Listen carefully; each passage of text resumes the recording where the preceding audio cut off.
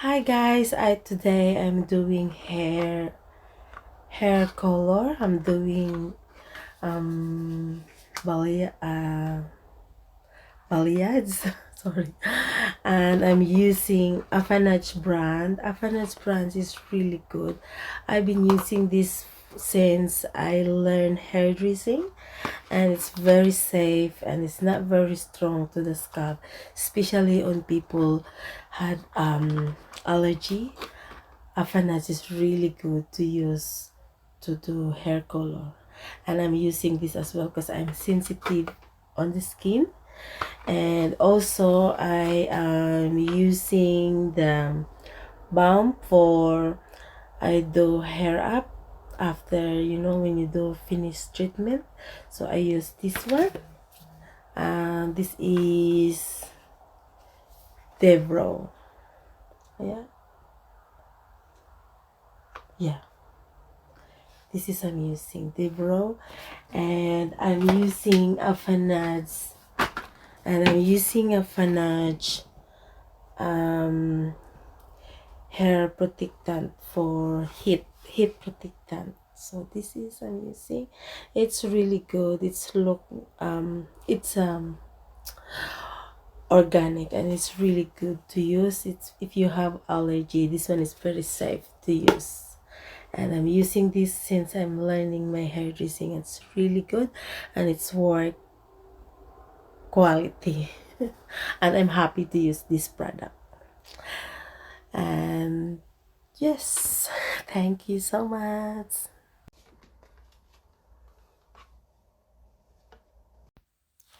Tapos na ako mag-boil at nag-tone na ako ng hair, at nakita ko naman maganda ang result ng kulay. Kaya yan guys, ang aking gawa. Maganda. So, hair up ko na, in-stylan ko na yung kanyang hair. Ginupitan ko na rin yan. Ang hirap kasi guys mag-video habang ikay nagtatrabaho. So, whatever kung ano na lang nakita nyo yan dyan guys. Hindi ko inano ng one by one hanggang matapos ko yung paggawa ng foil, kasi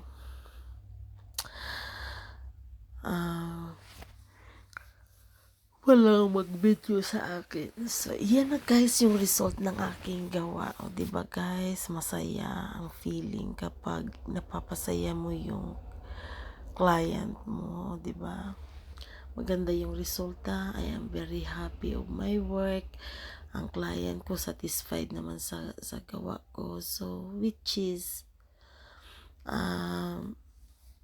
worth of working as a hairdresser.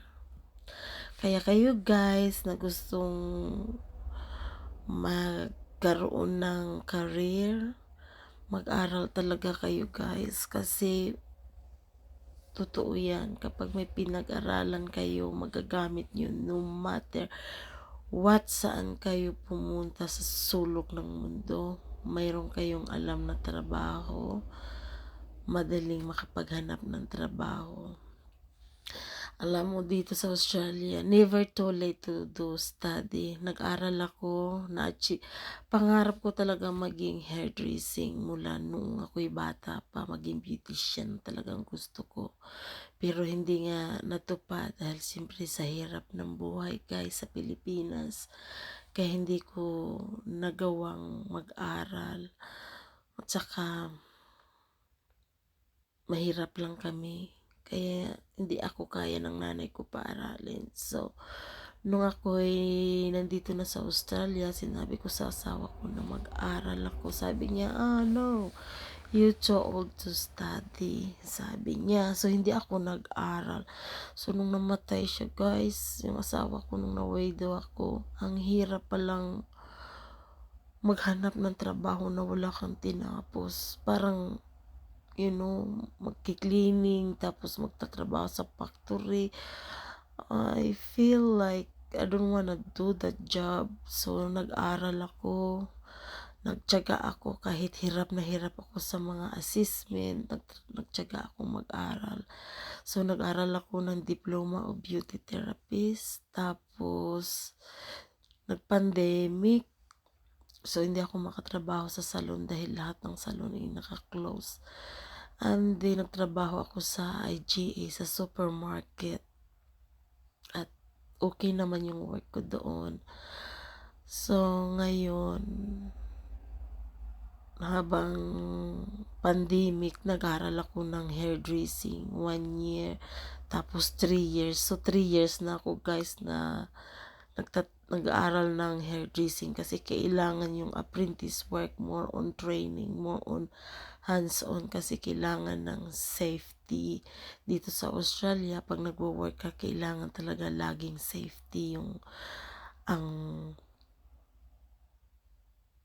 trabaho. So, kaya matagal ang hairdressing dito. Naabot ka ng 4 years. Kasi ayaw ko naman maging cosmetic nurse. I'm too old na. So, hanggang beauty therapy lang ako. Ayaw ko na nang mag-pursue. Kasi meron naman akong hairdressing and beauty. Tama na yun sa akin. Kung siguro mga nasa edad lang ako ng mga 30s, I gonna be doing cosmetic nurse. So, another 4 years. Oh my God, duguan yung utak ko. Alam nyo guys, kahit sa laser clinic lang ako nagtatrabaho, ang dami kong assessment, ang daming mga paperwork. So, kailangan kong i-push yung sarili ko to learn quick. But, no good to learn quick and you do a wrong job. So, better slowly, and work perfect. And everyone is happy of your work if you're doing well, di ba? So, kapag may tiyaga nga naman daw, may nilaga. Kaya ito guys, achievable naman yung ginawa ko. Nakita nyo naman yung work ko guys. Di ba? Worth it kahit na may edad na akong nag-aral. So, natapos ako guys ng pag-aaral 48-year-old na ako ngayon. Sige pang aral ko. Some of my friends say, oh, you always studying, you never stop studying, sabi nila sa akin. Pero look at my work, guys. I've done a good job, di ba? So, in the future, pag gusto kong magsarili ng salon, di ba? Kaya ko nang gumawa. I can manage my own salon dahil meron akong tinapos, o di ba? Masaya naman ako guys sa ginagawa ko. Marami akong napapasaya na tao at marami akong napapagandang tao. Kaya I am really proud of myself to be a beautician. Diba?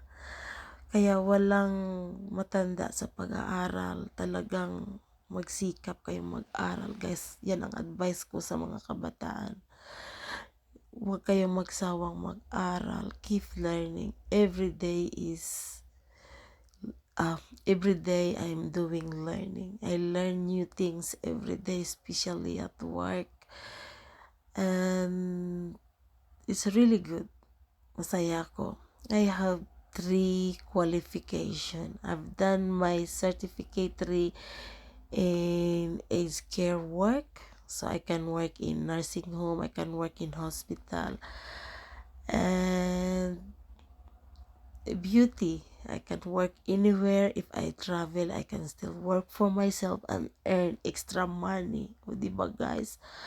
Ang saya ng feeling ng nakakatapos ka at meron kang na-achieve sa buhay. I am really good example to my son, because my son doesn't want to go to school, and now he finished his nursing diploma and now he's doing his bachelor of nursing. Hopefully matapos niya. At 'di ba, kung ano nga naman daw ang tinanim mo sa anak mo, yun din ang anihin mo. So I'm very proud na both of us were doing well here in Australia. So this is our life in Australia. Work hard and achieve good things in life, di ba guys? And ito, malapit na matapos yung aking ginagawa, o di ba? Saya na yung aking client. Busy yung client ko sa telephone, no, di ba? Bata pa yan siya, kararating niya lang dito galing ng Pilipinas. Student visa siya. Maraming salamat sa inyo sa pagsuporta kay AA Lavender. Thank you so much and have a nice day. Sana di kayo magsawa sa aking mga videos sa kapapanood at sa pagsupport kay AA Lavender. Maraming salamat. Have a nice day. Bye!